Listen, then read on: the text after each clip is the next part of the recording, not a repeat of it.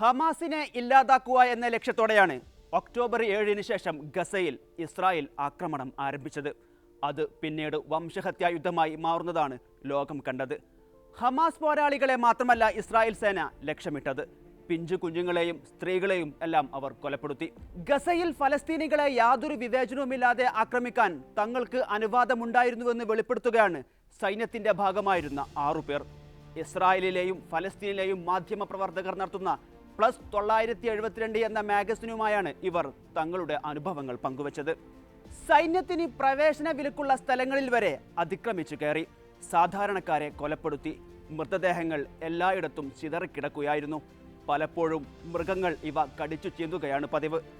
അന്താരാഷ്ട്ര സഹായ സംഘങ്ങൾ ഈ പ്രദേശങ്ങളിലേക്ക് വരുന്നുണ്ടെന്നറിഞ്ഞാൽ അതിനു മുമ്പ് തന്നെ ബുൾഡോസർ ഉപയോഗിച്ച് ഈ മൃതദേഹങ്ങൾ സൈന്യം സംസ്കരിക്കും. മൃതദേഹങ്ങളുടെ ചിത്രങ്ങൾ പ്രചരിക്കാതിരിക്കാനാണ് ഇപ്രകാരം ചെയ്തതെന്നും ഒരു മുൻ സൈനികൻ വെളിപ്പെടുത്തുന്നു.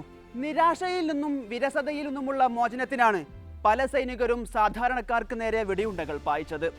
ഗസയിൽ എല്ലാവിധ പ്രവർത്തന സ്വാതന്ത്ര്യവും ഉണ്ടായിരുന്നുവെന്ന് ദീർഘകാലം ഗസയിൽ സൈന്യത്തോടൊപ്പം ഉണ്ടായിരുന്ന മറ്റൊരാൾ അഭിമുഖത്തിൽ വെളിപ്പെടുത്തി. ഭീഷണിയുടെ ഒരു തോന്നൽ പോലും ഉണ്ടെങ്കിൽ ഒന്നും വിശദീകരിക്കാതെ വെടിവെക്കാനുള്ള സ്വാതന്ത്ര്യം ഉണ്ടായിരുന്നു. സൈന്യത്തിന് നേരെ ഒരാൾ വരുന്നുണ്ടെങ്കിൽ ആകാശത്തേക്ക് വെടിവെക്കാതെ അയാളുടെ ശരീരത്തിലേക്ക് തന്നെ ഉന്നം പിടിക്കാം. അതൊരു പെൺകുട്ടിയാണെങ്കിലും പ്രായമായ സ്ത്രീയാണെങ്കിലും വെടിവെക്കാൻ അനുവാദമുണ്ടായിരുന്നുവെന്നും ആ സൈനികൻ വ്യക്തമാക്കുന്നു.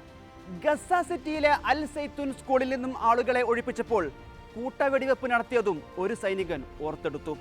അകത്ത് സംഘർഷം പൊട്ടിപ്പുറപ്പെട്ടപ്പോൾ ജനങ്ങൾ ഓടി രക്ഷപ്പെടാൻ തുടങ്ങി. ചിലർ കടലിന് നേരെ ഇടത്തോട്ട് ഓടാൻ തുടങ്ങി. പക്ഷേ കുട്ടികൾ ഉൾപ്പെടെ ചിലർ വലതുവശത്തേക്കാണ് ഓടിയത്. വലതുഭാഗത്തേക്ക് ഓടിയവരെയെല്ലാം കൊലപ്പെടുത്തി. 20ഓളം പേർ ഇതിലുണ്ടായിരുന്നു. മൃതദേഹങ്ങളുടെ കൂമ്പാരം തന്നെയായിരുന്നു അവിടെ. സൈനികന്റെ വാക്കുകളാണിത്. എല്ലാ ദിവസവും വീടുകൾ തകർത്തെന്ന് പറയുകയാണ് സൈന്യത്തിൽ നിന്നും പിൻവാങ്ങിയ യുവാൽ ഗ്രീൻ. വീടുകൾ തകർക്കുന്നതിന് മുമ്പും ശേഷവുമുള്ള ഫോട്ടോകൾ ഞാൻ എടുത്തിട്ടില്ല. എന്നാൽ ആ പ്രദേശങ്ങൾ എത്ര മനോഹരമായിരുന്നുവെന്ന് എനിക്കറിയാം. ഇപ്പോഴത് മണൽപ്പരപ്പായി മാറിയിരിക്കുന്നു. യുവാൻ ഗ്രീൻ പറഞ്ഞതാണിത്. ആശുപത്രികൾ, ക്ലിനിക്കുകൾ, സ്കൂളുകൾ, മതകേന്ദ്രങ്ങൾ, അന്താരാഷ്ട്ര സംഘടനകളുടെ കെട്ടിടങ്ങൾ എന്നിവ ആക്രമിക്കാൻ ഉന്നതാധികാരികളുടെ അനുമതി ആവശ്യമായിരുന്നു. പക്ഷേ ഈ അനുമതി വെറും ഔപചാരികം മാത്രമാണ്. വെടിവെക്കരുതെന്ന് ആരും നിർദ്ദേശിച്ചിട്ടില്ല. ആദ്യം ഷൂട്ട് ചെയ്യുക, ചോദ്യങ്ങൾ പിന്നീട് ചോദിക്കുക എന്നതായിരുന്നു രീതിയെന്നും ഒരു സൈനികൻ വെളിപ്പെടുത്തി.